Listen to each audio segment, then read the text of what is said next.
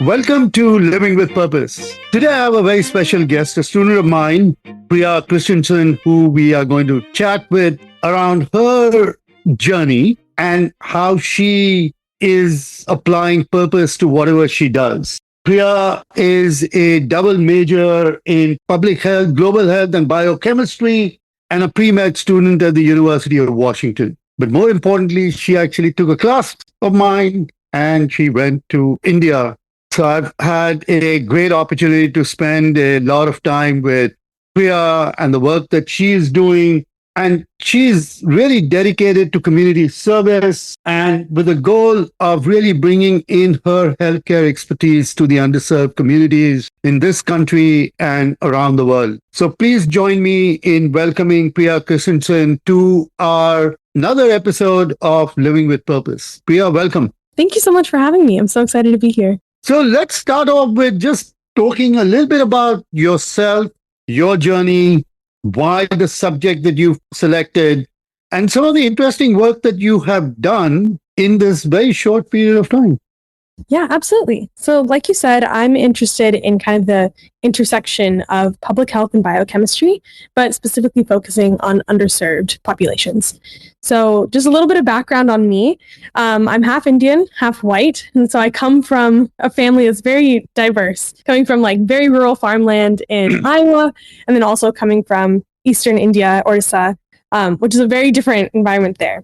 So kind of growing up with two families who are in very different, both economic situations and rural geographies, I've had very different inspirations for why I want to focus on underserved populations. Both of my grandparents spent all of their time working in Libya, staying through wars, very committed to their patient population. And growing up, that was a very big inspiration for me to, dedicate your time, dedicate your career to those who may not have the opportunities that you do, and really give back to your community. So that was kind of an influence that I had coming into high school, being kind of like, okay, I want to focus more on medicine. But then in high school, I also got really, really involved in community service, volunteering, being really out there in the community. And also coming to Seattle all the time was what kind of prompted me to go into work that focuses on homeless populations here in Seattle.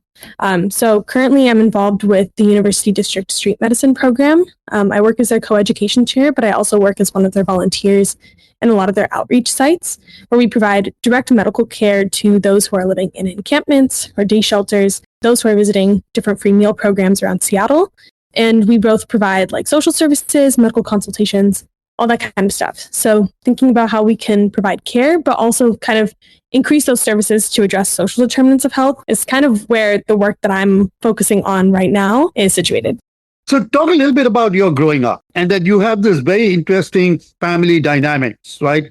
Your maternal side, very well-known, prominent political family, but more importantly, your grandmother who has really instilled a lot of things in you.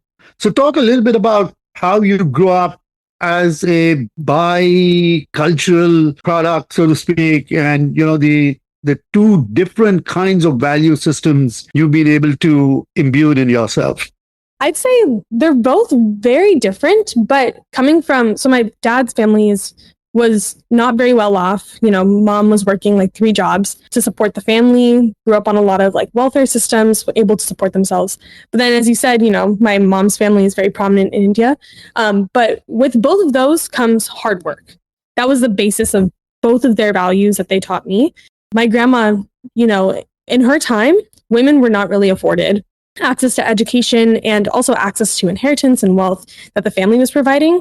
So a lot of what she did while it was encouraged, or supported by the family, she was kind of a pioneer on that front. She was the first woman in her family to go to college. And of all the things she could have studied, she went and studied medicine. So it's always been this spirit of like, don't ever take a no for an answer. Anything that you can dream of is possible. And that it's all about what resources you're taking advantage of around you. So that has been the primary teaching that both of my parents have instilled in me, is that it's all about what you are doing with what you have. So there's kind of nothing that is out of the limits. And so growing up with that kind of mindset has been really, really influential into thinking about, yes, I'm close to home, but what can I do with what I have around me? What can I do with my connections? How can I look into more of like what my university has to offer, what my family can teach me? these types of things have been very, very influential. As people are listening to you and are looking at your journey, some might look at it and say, okay, you had privilege. Mhm. Others may look at it and say it was hard work. What are some of the key moments in your life that made you decide on the path that you have chosen? I think really taking a deep reflection about where my parents have come from and thinking about how that has influenced where I'm at, I would say I definitely have grown up with a lot of privilege. I think a lot of the mobility that I've had, or the place that I'm at socioeconomically, is because of, specifically with my dad, the work that he's put in to get us to where we are. And recognizing also that my grandma, not being given as many of the financial resources as other members of her family, she also did that work.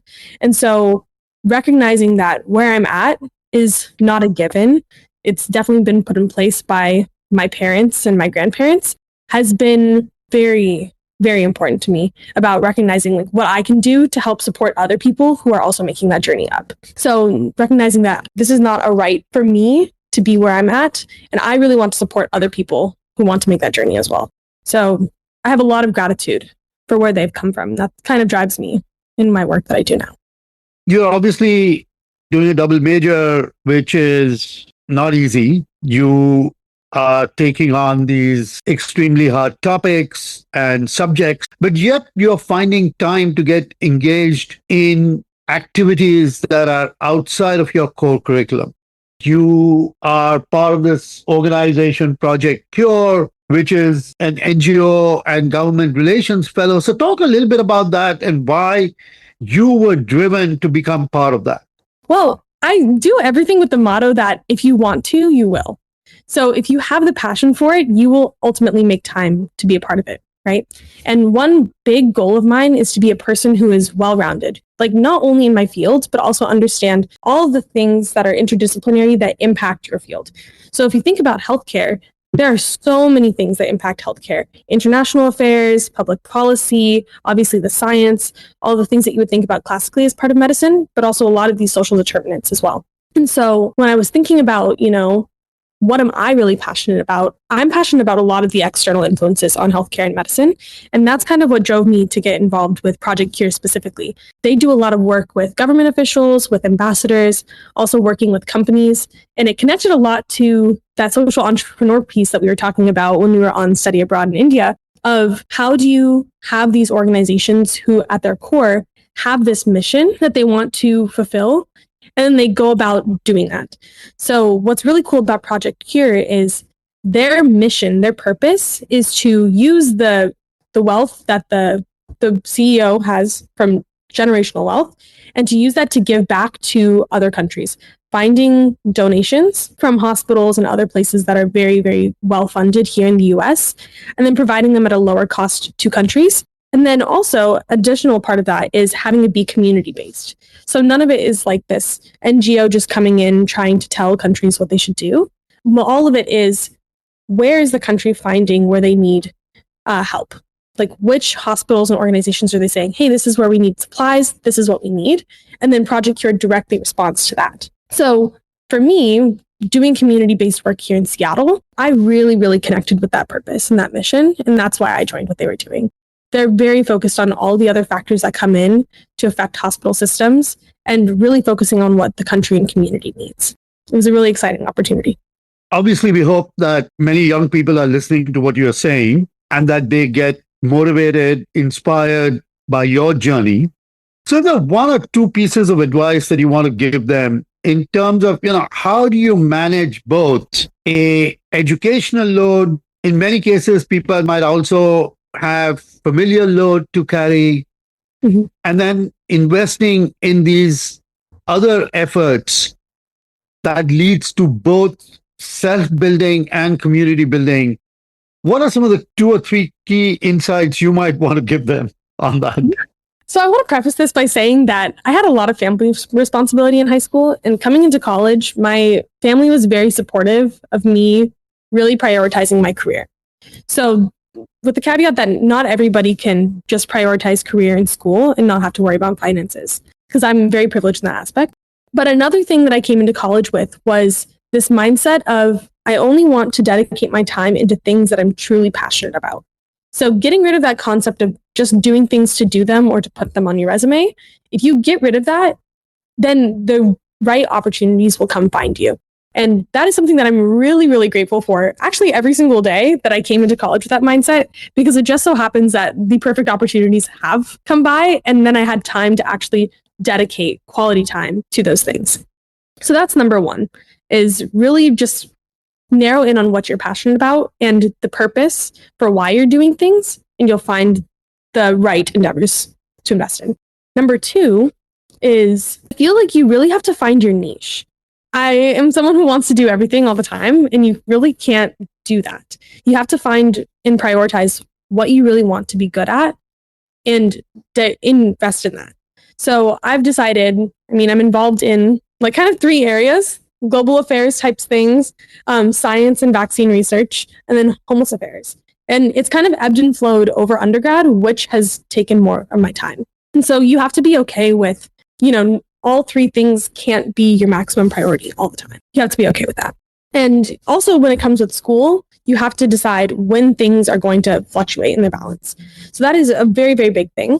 And then also, I would just say that passion is the bulk of it. I think I come across a lot of people in undergrad who aren't as connected. I've met a lot of really passionate individuals in undergrad, let me just say. But there are people who have only the end goal in sight and not what they can be doing in their current situation. And I think there's so much that you can do at every step of your career to kind of like enrich yourself, not just, only further your own career, but like asking yourself, what type of person do you want to be, and what values are really important to me, and what skills do I want to develop? If you use that as your basis for why you're doing things, I think things become a lot more manageable, and then that priorities balance becomes a lot easier too. So now people are hearing all this and say, okay, this woman studies hard, works hard, committed, she's out and she has no other life. That is not true. Because I know what else you also do. Because you have dragged me into some of these things. So talk a little bit about how do you also balance your social life and in doing all of the stuff that you're doing. I think it comes back to priorities again. I really, really value my time outside of school and outside of work, like exponentially so. My friends are some of the most important people in my life. And I think that like, if you're having a place in life where you're really struggling, I think investing in friendships is really important. And so that is something that I decided was important to me when I came to undergrad too, was finding time to invest in my friendships. And that's kind of taken me into so many adventures throughout undergrad that I have like no regrets of dedicating time with them, because it's genuinely made me a better person. It's made me learn how to care for others. And it's just in general allowed me to have fun. I have a lot of interests outside of work. I love going to concerts. I love listening to music. I love being very, very social, as we've taken you to with us. And yeah, that's just one of my big priorities. And it also is very fulfilling to me, just in my personal life. And we shouldn't expect people to just be workaholics, workhorses all the time. That's not a reasonable expectation. Yeah, one of our last speakers, actually, she talked about really how do you lead a harmonious life, which allows you to move into these different conditions or contexts seamlessly. In some cases, you'll do more of studying. Some cases, you'll do more of community work. Some cases, you might party a little bit more. And that's all okay. Yeah. Because you see things from being more synchronous and on a continuum rather than constantly worrying about balance. So those are just great insights. So let's, move to talking about purpose and talk a little bit about why you believe purpose is important to you and how you show up with purpose, especially when times get tough. Yeah. I think purpose has genuinely driven every endeavor that I've done in undergrad, because that was a big self-reflection that I had before I came here, was that I wanted that to be the baseline decision for why I did anything I did. So, for example, I'm here in the building where I work, and I do vaccine research right now. And when I asked myself why I was doing this, when you're a pre-med, there's a lot of things that you have to check off your list, right? And research is kind of one of those things. And my purpose is to have a wide impact on people. It's to provide something valuable to the world that can improve other people's lives, and then also address the intersection of like how science and how all these other social determinants of health influence each other. And so when I was picking places that I wanted to get involved with, for example, this lab felt like the exact right place to me. This has wide scale impact when you're talking about vaccines. It's something that can improve people's lives, especially in lower middle income countries. We have the technology to be able to focus on that. And then in addition, this is such an interdisciplinary workforce that, brings in NGOs like Bill and Melinda Gates. It brings in governmental institutions like NIH. It brings in like your basic science things. So for me, it checked off my list of all the things that were really important. And that's why I joined it. And so I think you have to really ask yourself, why are you doing the work you're doing? And for me, it's impact. That's why I joined all these kind of things that feel like they're really not related. Your social entrepreneurship course really taught me about impact in the ways that you can have impact in a business setting and also an NGO setting. Partnerships. I took those lessons with me to University District Street Medicine, and which also has very large scale impact here in Seattle, but then thinking about those partnerships and other places you can bolster efforts. So it's all kind of connected, but it took a lot of self-reflection to come to those decisions. Yeah, I mean, it's interesting, right? That when we think about why purpose is important and why discovering and articulating your why, and then finding small ways in which you can live it and apply it on a regular basis can have a profound impact on your mental ability to show up effectively. Definitely. In different spaces. So that's a great way to kind of think about how you are able to bring your purpose into the different aspects of your life. Let's end by, you're sharing your one golden nugget, a piece of wisdom that you would like to share with our listeners. I'd say that your time is very valuable. Your time is very valuable. And I'd say at the end of the day, the things that I found are most important are the relationships that I've fostered with people.